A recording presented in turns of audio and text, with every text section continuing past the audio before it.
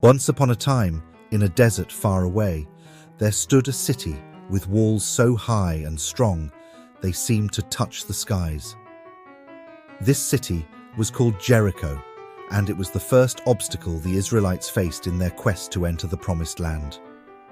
The leader of the Israelites, Joshua, knew that conquering Jericho would not be easy.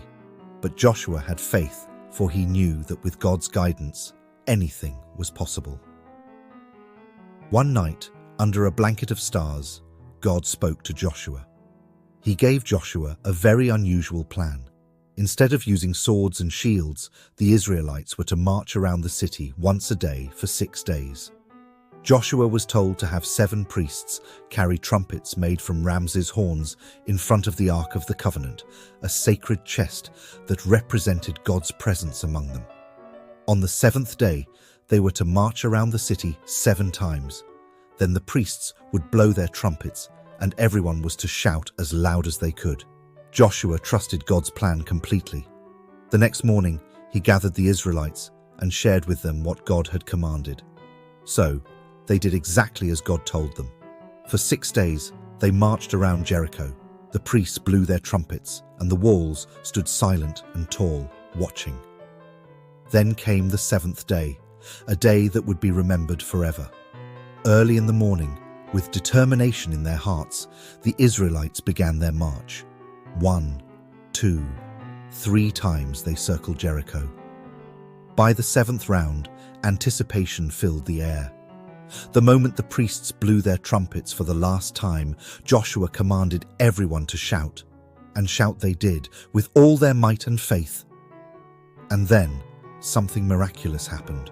The walls of Jericho began to tremble and shake. With a thunderous roar, the walls came crashing down, and the city lay open before them. The Israelites charged in, and Jericho was theirs. It was a victory like no other, won not by the strength of swords, but by the power of faith. But the story doesn't end there. In the city was a woman named Rahab, who had helped the Israelite spies because she believed in their God. Joshua kept his promise to her, and she and her family were spared and welcomed among the Israelites. Rahab's bravery and faith remind us that sometimes the most unlikely people can become heroes. The fall of Jericho was the first step in the Israelites' journey to take the Promised Land, a testament to their faith and unity. It taught them and us an important lesson. No obstacle is too great when we have faith and work together.